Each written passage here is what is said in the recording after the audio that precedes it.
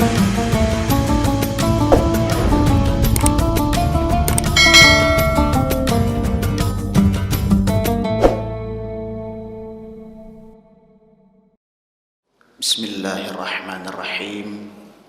Assalamualaikum warahmatullahi wabarakatuh.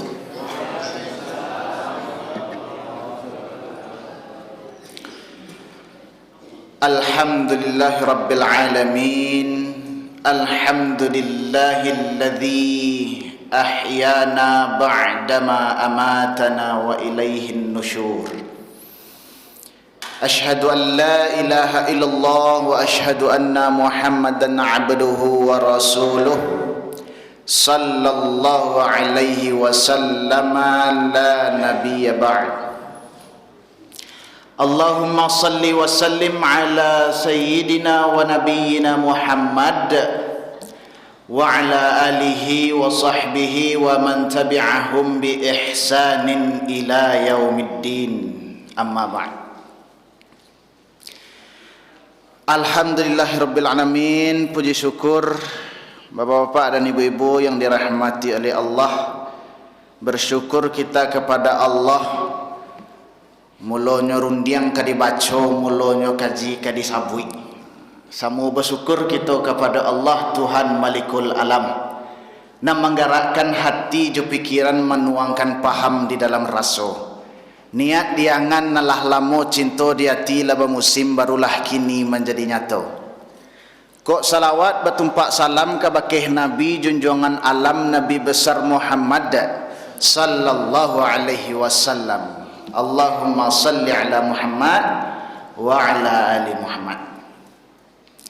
Yang sama-sama kita hormati bapak-bapak, ibu-ibu, pengurus Masjid Quwwatul Ummah, ibu-ibu majelis taklim, kemudian kepada bapak-bapak, ibu-ibu jamaah ba'da subuh Masjid Quwwatul Ummah, dan kepada adik-adik kami santriwan santriwati pesantren Ramadan. Alhamdulillahirabbil alamin. Bapak-bapak, ibu-ibu sekalian, pada pagi hari ini bersyukur kita kepada Allah. Nam biasanya awak main bawan orang nak pebo. Ya kan? Nyoba kecil orang apa ibu? Ko idui ko jolak bajolai pak. Ya kan? Sudah orang tu awak lalai. Sudah orang dimbau, sudah ustaz dimbau, awak lah dimbau lai. Alhamdulillah. Jadi berdasarkan jadwal hari ini guru ambo Ustaz Ruslan. Jadwal Ustaz Ruslan. Ini karena kemarin beliau sudah menggantikan Ustaz, kini awak perlu menggantikan beliau, Ibu. Di judulnya kini banser, Ibu. Banserap, Ibu.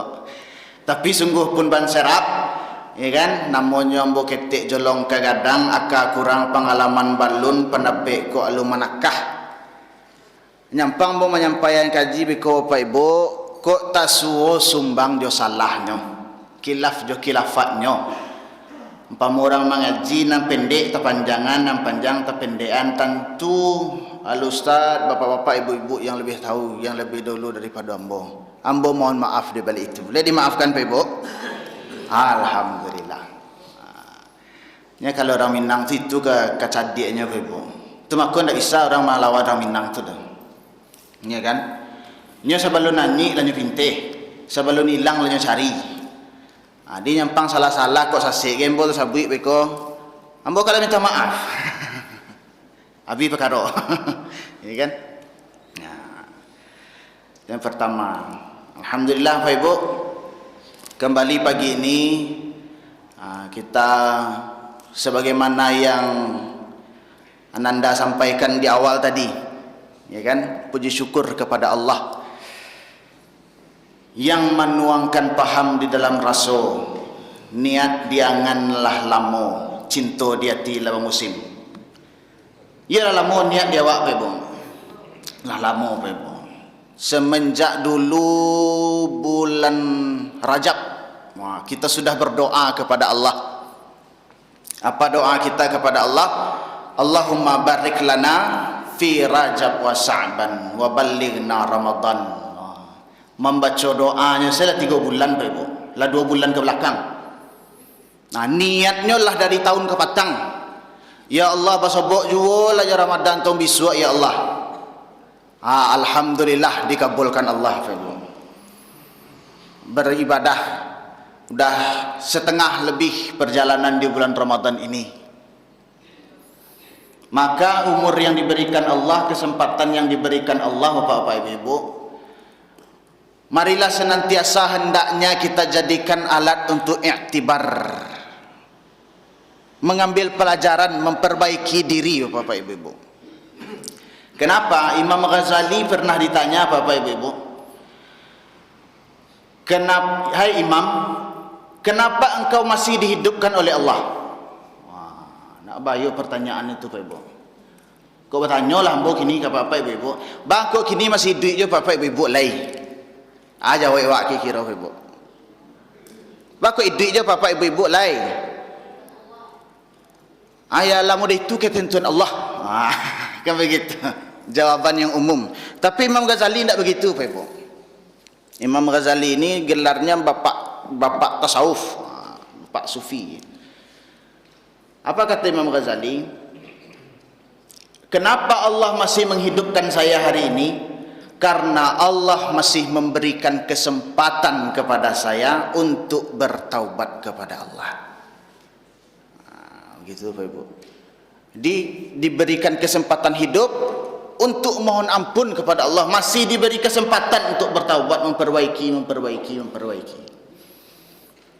Nah, ini nikmat yang paling patut kita syukuri Pak Ibu. Nah, dan nikmat yang kita syukuri ini harus kita ulang-ulang Pak Ibu. Tidak bisa sekali saja. Tidak bisa sekali di saat mendengarkan ceramah saja. Tidak bisa sekali sebulan saja di bulan Ramadan. Tidak. Bulan Ramadan kita jadikan latihan untuk di luar bulan Ramadan. Maka untuk mengulang-ulang bak kecil orang awak Pak Ibu, apa kaji dek berulang, pasal jalan dek berturui, kan begitu. Sudah ada media sekarang untuk mengulang-ulang. Kita tidak hanya di masjid lagi, di rumah bisa, ibu-ibu sambil masak bisa, ya kan, mengulang-ulang nikmat Allah itu, kesyukuran kepada Allah, mendengarkan kajian-kajian ceramah-ceramah. Inilah salah satu media kita, Andre Production. Mantap. Bapak Ibu. Ya kan? Sebab ala salamu ko ambo main-main ustaz, alun ado na main-main Bang Andre ko salah itu. Iya kan, padahal jasa beliau ini besar ini. Ini kan sebagai media untuk mengulang-ulang dakwah, mengingat-ingatkan awak manjagon nan takallo mangananganan nang kelupo. Betapa besarnya pahala ke Bang Andre ini Pak Ibu, insyaallah. Amin. Bangko partner rambo dunia akhirat Ibu. Bangko partner dunia akhirat, ya kan? Kalau partner dunianya, kalau misalnya ada event-event kami, job-job wedding, pernikahan, acok sobok ya Bang ya, ya kan? Bang Andre sebagai dokumenternya, tim fotografinya, biasanya kalau ndak menjadi kori, kalau ndak membansi nikah.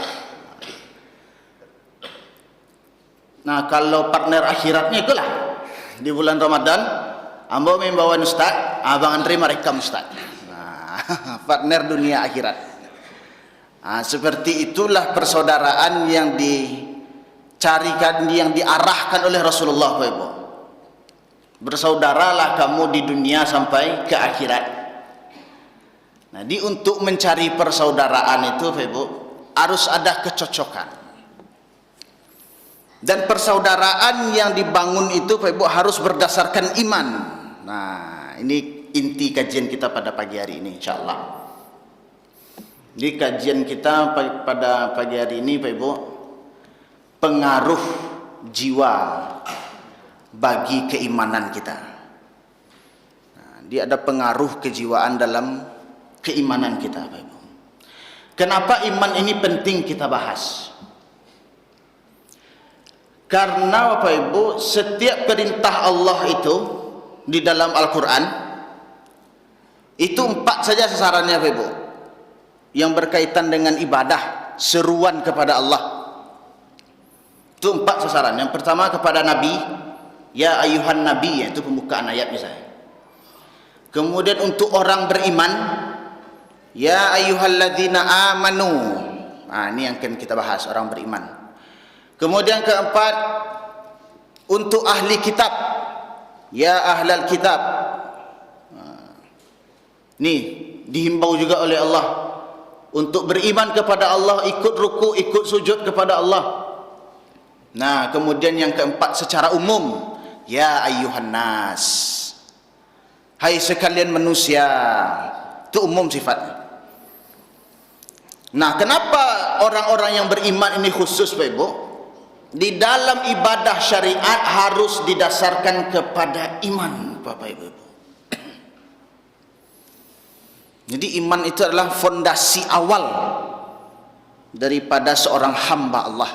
Makanya ketika Rasulullah ditanya oleh Jibril, dalam hadis yang populer kita dengar, datanglah seorang laki-laki ke hadapan Rasulullah. Sahabat heran, kami tidak mengenal wajahnya, kata sahabat, seperti orang jauh, tapi pakaiannya bagus, bersih, seperti orang yang dekat. Entah siapalah orang ini, kata para sahabat.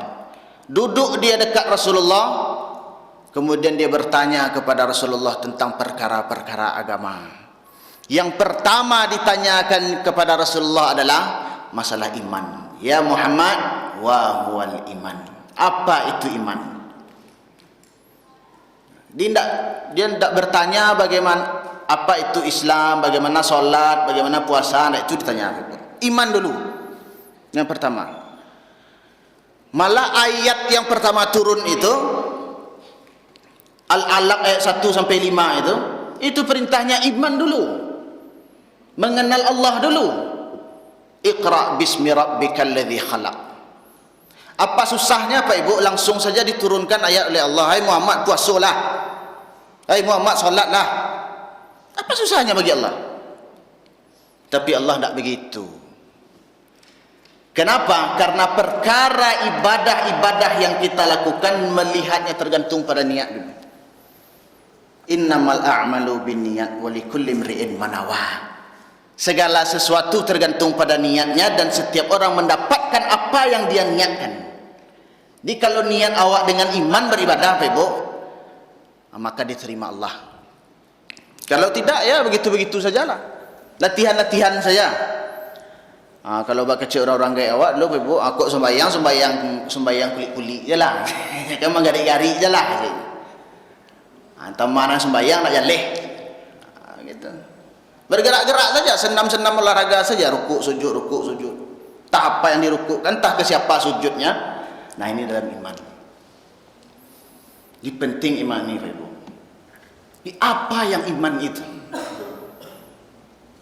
Bahkan puasa ini, Pak Ibu, setiap perintah syariat selalu diimbau, ya ayyuhalladzina amanu, hai orang-orang yang beriman.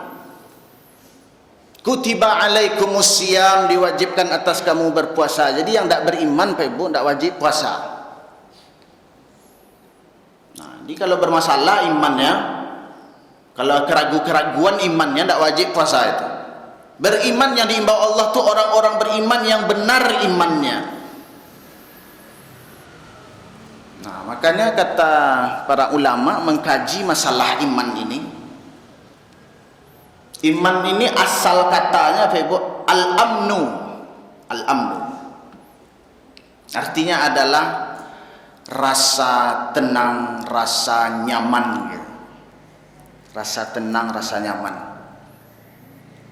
Nah, ini dibuktikan oleh Allah dalam Al-Quran. Kata Allah, alladzina amanu wa la yalbisu imanahum bidzulmin. Orang-orang yang beriman, yang benar imannya, tidak tercampur imannya dengan sesuatu apapun. Ulaika alaihimul amnu. Mereka itulah yang mendapatkan rasa aman, rasa tenang. Wahum muhtadun, dan merekalah yang mendapat petunjuk daripada Allah. Nah, ini tandanya itu salah satunya, Pak Ibu. Kalau imannya sudah betul, apapun ibadah dilakukan tenang, nyaman. Ini janji Allah. menahan diri dari berbuat dosa nyaman saja. Tak perlu diingat-ingatkan, sudah ingat. Belum orang azan sudah bersiap-siap, nyaman. Tapi kalaulah solat, kalaulah beribadah semuanya berat rasanya, malas semuanya dan lain sebagainya, berarti ada masalah pada iman, ada gangguan. Nih yalbisu tadi yang tercampur. Jadi yang mendapatkan kenyamanan itu Ibu, yang imannya tidak tercampur. Jadi apa yang mencampurkan iman ini? Ini tuh. Makanya kata Allah, ibadah lahiriah ini yang dilakukan oleh Allah, yang disyariatkan oleh Allah, mengarahkan kita supaya melatih iman yang di dalam. Karena pada hari yaumul hisab nanti Bapak Ibu, Allah tidak pandang amal ibadah kita dulu. Allah tidak pandang amal ibadah kita dulu. Allah pandang keimanan dulu. Engkau beribadah, ya Allah. Salat, ya Allah. Untuk siapa engkau salat? Nah, mengetahui untuk siapa ini dengan iman. Jadi apa yang mencampur keimanan itu? Nah, yang mempengaruhi keimanan kita itu adalah jiwa kita itu, Bapak Ibu. Itu makanya di dalam Quran surah Asy-Syams dijelaskan Allah, a'udzu billahi minasyaitonir rajim. Wa nafsi wa ma sawwaha. Demi jiwa, nafsun wa ma sawwaha, dan penyempurnaannya kata Allah. Jadi jiwa manusia ini Bapak Ibu berbeda dengan jiwa-jiwa yang lain. Berbeda dengan jiwa malaikat, berbeda dengan jiwa hewan, berbeda dengan jiwa jin. Berbeda. Kenapa? Fa'alhamaha fujuraha wa taqwaha. Allah berikan di dalam jiwa itu satu paket. Ada kemungkinan untuk bertakwa dan ada kemungkinan untuk fujur, untuk berbuat dosa, untuk ke arah keburukan. Nah, ini letak kesempurnaannya Bapak Ibu. Jadi yang baik, yang buruk Allah menciptakan. Yo, aku menciptakan yang buruk itu di Allah tu. Aku nak elok saya diciptakan di Allah tu beriman orang saudara. Kenapa diciptakan Allah yang buruk? Kesempurnaan manusia itu di situ Bapak Ibu. Hewan diciptakan Allah, fujur saja yang ada. Nafsu-nafsu kehewanan saja, tidak ada ketaatannya. Kalau malaikat itu jiwanya takwa saja, patuh saja pada Allah, tidak pernah melawan. La ya'sunallaha ma amarahum, tidak pernah membangkang apa yang diperintahkan Allah. Tapi manusia ada kemungkinan dia bertakwa, ada kemungkinan dia menjauhkan diri dari Allah. Dia memang sepaket itu, tidak bisa dipisahkan. Tapi meskipun sepaket, kata Allah, qad aflaha man zakkaha. Sungguh beruntung. Pakai kata-kata qad, penguatan. Aflaha pakai isim tafdhil itu Bapak Ibu. Kelebihan sangat amat beruntung orang yang membersihkan jiwanya. Wa qad khaba man dassaha, dan sangat merugilah orang yang mengotori jiwa. Nah, jadi ini dasarnya ulama-ulama kita menyusun kiat-kiat bagaimana caranya jiwa itu supaya bersih. Dinamakanlah dia dengan tazkiyatun nafs, menyucikan, membersihkan jiwa. Jadi berdasarkan yang dua ini, ada jiwa yang fujur mengajak kepada jauh kepada Allah, ada yang jiwa yang takwa mendekatkan diri kepada Allah. Ini yang harus kita latih. Termasuk puasa ini Bapak Ibu. Puasa ini 3 tingkatan. Puasa am yang umum, puasa khas, puasa yang khusus, dan yang ketiga puasa khawasul bil khawas, puasa yang istimewa. Ini biasanya Ibu para wali-wali Allah, para nabi, para rasul. Nah, ini puasanya. Tapi kalau kita ini biasanya paling kuat sampai yang 2 ini. Ini yang paling sulit, Bapak Ibu. Kalau puasa am, puasa umum semua orang bisa. Menahan haus, lapar, berhubungan suami istri. Itu orang kafir pun bisa, Bapak Ibu. Anak-anak pun wajar bisa. Menahan haus, menahan lapar. Tapi bukan itu tujuan puasa diciptakan Allah. Disuruh Allah bukan itu. Maka kata Rasulullah, kam min sa'imin laisa lahu an siyamihi illa al-ju'i wal atas. Tak ada gunanya puasa mereka itu selain untuk lapar dan haus saja, menyayo-nyayo badan, Bapak Ibu. Kenapa? Harus sampai kepada level yang kedua ini. Mana puasa yang kedua ini? Menahan hawa dan nafsu. Dipisahkan hawa dari nafsu. Makanya kata Allah, wa amma man khafa maqama rabbih wa nahan nafsa 'anil hawa. Barang siapa yang takut kepada Allah, berpisah, ditahannya antara hawa dengan nafsu, fa innal jannata hiyal ma'wa, maka dia akan ditempatkan di surga Allah yang paling tinggi. Jadi selama jiwa kita ini kotor, Bapak Ibu, selama jiwa ini tidak bersih, tak bisa. Dicuci dulu, di laundry dulu, Bapak Ibu. Tapi kalau sudah di akhirat, laundrynya tidak bisa jahit ya, sudah membandel nodanya. Itulah gunanya neraka diciptakan Allah, Bapak Ibu. Bukan kebencian Allah neraka itu. Hanya orang bilang, Ustaz, apa kok diciptakan neraka itu? Berarti benci Allah itu. Malah ada lebih ekstrim bertanya, Bapak Ibu. Ada lebih ekstrim bertanya, Ustaz, ya, manusia itu kan Allah menciptakan, iya. Tu bakok Allah yang menciptakan, tu nyepanggang lo di Allah melihat. Berarti kan Allah tidak sayang namanya tu. Kalau pertanyaannya bingung wak jadinya, Bapak Ibu. Cobalah Ustaz membuat rumah, dibuat rumah seorang, ditinggali seorang.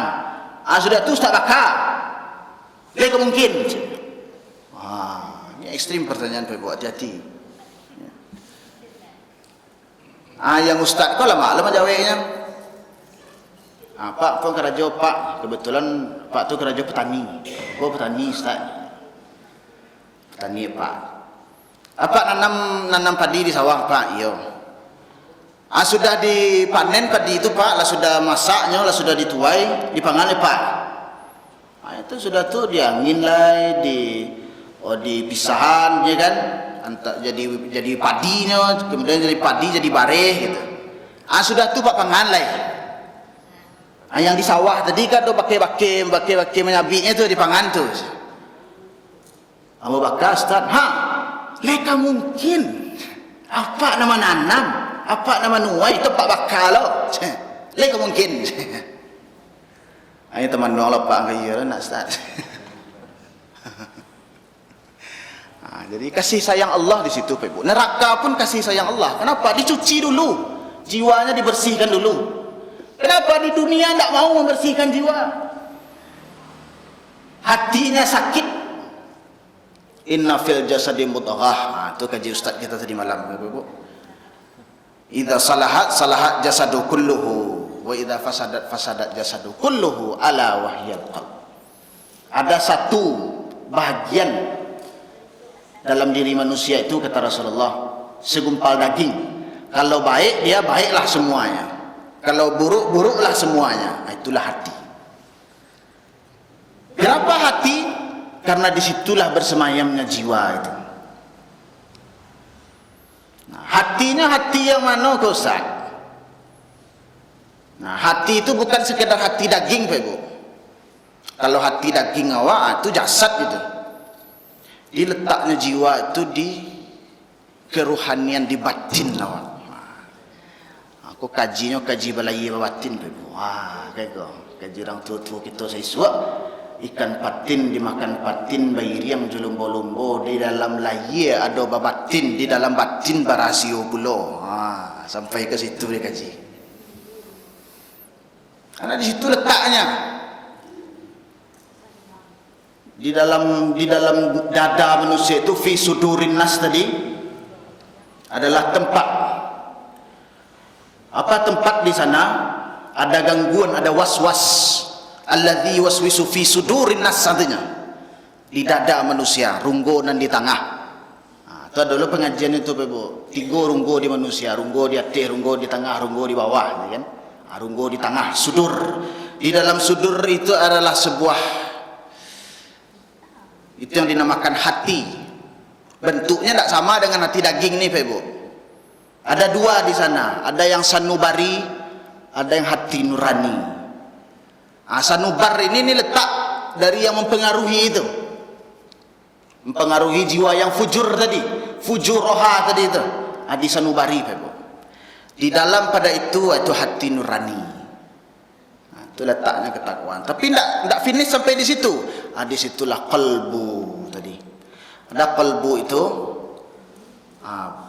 pada ujungnya itu kalau menurut ulama tasawuf mengatakan ada di sana kecil dia, Pak Ibu. Kalau umpama jantung itu kan ada ujungnya seketik gitu, Pak Ibu.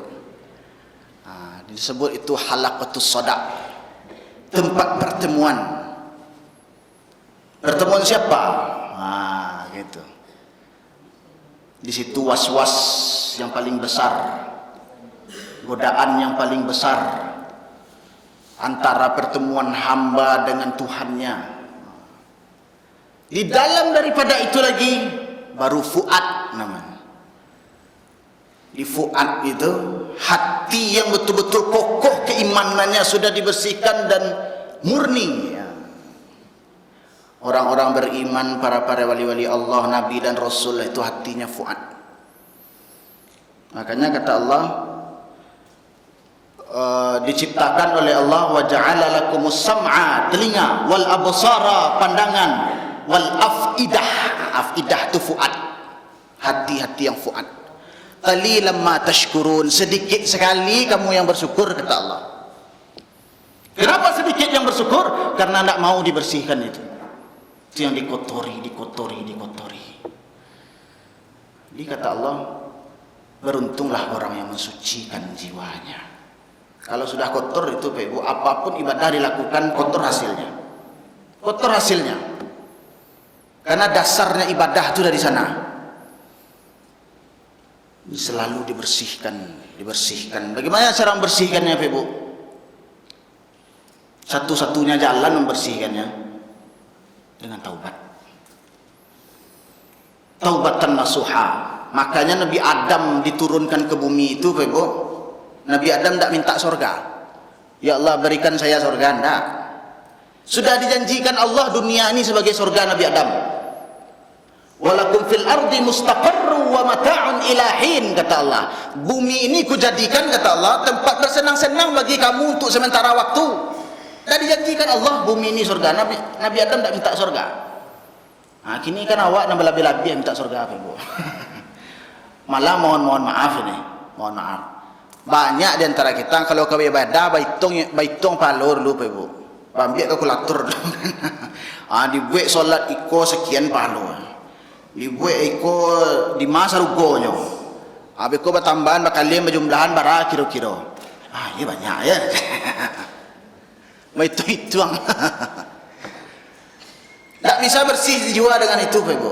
Harus dengan taubat. Makanya Nabi Adam itu bertaubat. Rabbana zalamna anfusana. Anfus, satu nada. Ya Allah, kami menzalimi jiwa-jiwa kami, ya Allah. Wa illam taghfir lana, kalau tidak Engkau ampuni, ya Allah, lanakunanna minaz zalimin. Sungguh kami orang yang rugi, Allah, minal khasirin, orang yang rugi kami, ya Allah.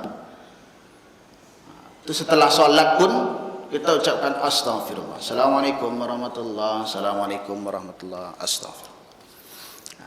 Istighfar. Ada orang sudah salat, Assalamualaikum warahmatullahi wabarakatuh. Assalamualaikum warahmatullahi wabarakatuh. Alhamdulillah. Lapih hutang. Salat malapih hutang, Pak Ibu. Tak sejak bila hutang je Allah, kau kan tu. Tak sejak bila Allah hutang jawab malapih hutang sembahyang. Kenapa ini imannya sudah terpengaruh? Imannya sudah terpengaruh. Di senantiasalah kita, Pak Ibu, jadikan Ramadan ini kita membersihkan jiwa. Salah satu taubat, salah satu bentuk yang harus kita tahan, yang paling sulit menahannya, Pak Ibu, satu lidah. Di sini sumbernya, di lidah ini, Pak Ibu. Makanya Maryam itu setelah melahirkan Nabi Isa disuruh puasa, Pak Ibu. Puasa bukan puasa makan minum. Puasanya puasa berbicara. Inni nadartu lirrahman sauma. Nazartu lirrahman sauma. Aku bernazar kepada Allah untuk berpuasa. Apa puasanya? Tidak berbicara dengan manusia. Ini contoh pada kita, Pak Ibu. Jarang yang melakukan puasa berbicara. Padahal di sini yang paling bahaya. Kok makan, kok minum bisa ditahan. Tapi lidah. Di selalu senantiasa kita membersihkan jiwa kita, senantiasa bertaubat. Tapi bertaubat tidak bisa sembarang taubat, Pak Ibu. Taubat itu ada cara khususnya, Pak, caranya. Taubatan nasuha, caranya kan? Mungkin di lain kesempatan akan kita bahas. Bagaimana taubatan nasuha. Kok lagi semua di ladang, boleh kita menumpang mandi. Kok lagi umur sama panjang, insyaAllah kita ulang. Itu Pak Ibu. Sedang lama Bu. Alhamdulillah. Alhamdulillah. Karena sesungguhnya segala yang baik-baik datangnya dari Allah, Pak Ibu. Nanambu tidak bisa apa-apa, sungguh. Jadi Kak Rasulullah itu memberikan nasihat, usikum wa iyaya, usikum wa iyaya, kuwasiatkan untukmu dan untukku, kata Rasulullah. Jadi yang mengecek Pak Ibu banyak juga melakukan kesalahan. Belum tentu juga sempurna dalam pelaksanaan. Maka untuk itu kita saling mengingatkan. Saling mengingatkan kita, Pak Ibu. Jadi sampai tasabbuh lah di orang, nak orang Padang mengayuh panang, dikayuh lalu dilipek lalu dipatigo. Kok dirantang namuhnya panjang, elok dipunta, naknya singkek sakiro kapaguno, namun tibonyo di sinan jiwo. Alhamdulillah. Tambilang di rumpun lansek di sisi di ambai-ambai yang mau bilang sadona napek mano nanti dia untuk orang pandai. Alif junun tanda rafa tanda sukun bunyinya mati. Salam pertama membawa tagak, salam kedua menyudahi. Billahi taufiq wal hidayah wa ridha wal inayah. Assalamualaikum warahmatullahi wabarakatuh.